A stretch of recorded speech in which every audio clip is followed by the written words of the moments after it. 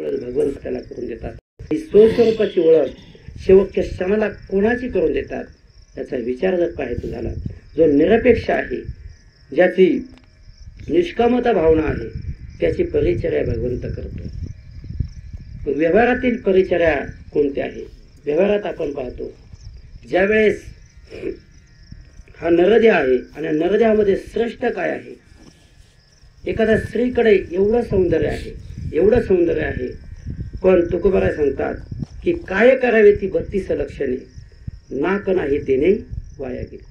तिचं जर नाक सुंदर नसेल किंवा व्यवस्थित नीट नसेल तर नाक नाही तेने वाया गेली. काय करावी ती 32 लक्षणे, नाक नाही तेने वाया गेली. हा दृष्टांत आहे नाकाचा, की शरीराच्या दृष्टीने नाक हे सौंदर्याच्या दृष्टीने श्रेष्ठ आहे, परंतु परमार्थाच्या दृष्टीने परमार्थ करत असताना निरपेक्षता हे नासिक. नाथ महाराज भागवतात सांगतात की निरपेक्षता हे नासिक आहे. जी अंतःकरणात निष्काम भावना आहे, निरपेक्ष भावना त्याला नाक म्हणलेलं आहे. आणि भगवत भक्तीचं नाक ज्याच्याजवळ सुंदर असं निष्काम भावना आहे, त्या भगवत भक्ताची सेवा भगवंत शेवटच्या क्षणाला करतो. मग शेवटच्या क्षणाला भगवंत त्याची सेवा का करतो? की त्यांचं अंतःकरण कसं असतं? आमच्या बाबांसारखं असतं. मोकळे मन रसाळवाणी, याची गोडी संपन्ने, लक्ष्मी त्या ऐसे नावी. असं मोकळं मन असतं. त्यांच्या अंतःकरणात कोणता स्वार्थ नसतो, कोणाविषयी द्वेष नसतो, कोणाविषयी मत्सर नसतो. विष्णुमय जग वैष्णवांचा धर्म, भेदाभेद भ्रम अमंगळ, ऐका जे तुम्ही भक्त भागवत, कराल ते हित सत्य करा. आणि त्याच्या पुढे जाऊन सांगतात, कोणाही जीवाचा न घडावा मस्तर, वर्म सर्वेश्वर पूजनांचे. अशी स्थिती म्हणजे काय आहे? की निरपेक्षता भावना. म्हणजे निरपेक्ष भावना ज्याच्या जीवनात असते त्याची परिचर्या, म्हणजे त्याच्या शेवटच्या क्षणाला भगवंत काय करतो? देह वैकल्याचा वारा जणे लागल्या सुकुमारा, म्हणून आत्मबोधाचा पांजरा सुयेता येते. त्या आत्मबोधाचा पिंजरा तयार करतो, त्याला देह वैकल्याचं दुःख लागू देत नाही. मग ही स्थिती ज्यावेळेस भगवत भक्ताच्या ठिकाणी होते त्यावेळेस भगवत भक्त आणि त्या भगवत भक्ताची शेवटचा क्षण भगवंत त्याची परिचर्या करतो. मग अनेक दृष्टांत आपल्याला देता येतील. ज्यावेळेस जटायू पक्षी आहे, त्या जटायूने काय केलं? आकाशातून ज्यावेळेस राम सीतामाईला घेऊन जात होते आणि जात असताना त्यांनी पाहिलं कोणतरी दानव आहे आणि तो एका स्त्रीला घेऊन जातोय, त्याचं रक्षण केलं पाहिजे. तिला त्या ठिकाणी त्यांना अडवलं आणि अडवल्यानंतर ज्या ठिकाणी अडवलं ते नाशिक तालुक्यामध्ये अडसरे म्हणून गाव आहे, तिथं अडवलं. आणि तिथं ज्यावेळेस सीतामाईला खाली टाकलं व त्यांचं युद्ध चालल्यानंतर तिथं टाकलं, त्याला टाकेत म्हणतात. त्या टाकेत त्या क्षेत्रामध्ये आज त्या जटायूचं मंदिर आहे.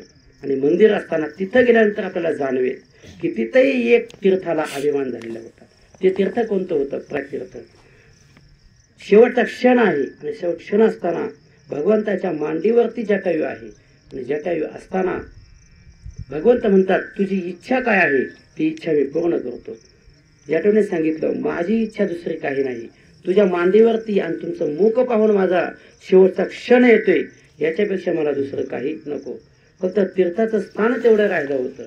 त्यावेळेस भगवंताने बाण मारला आणि बाण मारल्यानंतर त्या ठिकाणी ती सर्व तीर्थ आल्यानंतर ही तीर्थ आली आणि तीर्थ आल्यानंतर या ठिकाणी प्रयाग तीर्थ आलं नव्हतं. आणि ती ज्यावेळेस उशीर आलं त्यासाठी वेगळं तीर्थ आपल्याला पाहायला मिळतं. शेजारी कुंड आहे.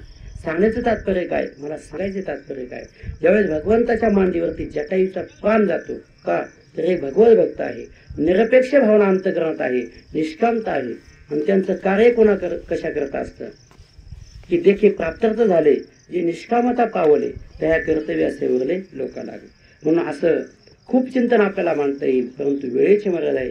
पुढे वक्ते अनेक बोलणारे आहेत, म्हणून त्या बाबांच्या विषयी वक्ते सांगतीलच की त्यांचं जीवन काय होतं. त्या संबंधाने आपल्या समोर उभी ठेवली. देह वैकल्याचा वारा झणे लागेल्या सुकुमारा, म्हणून आत्मबोधाचा पांजरा स्वेता यायचा.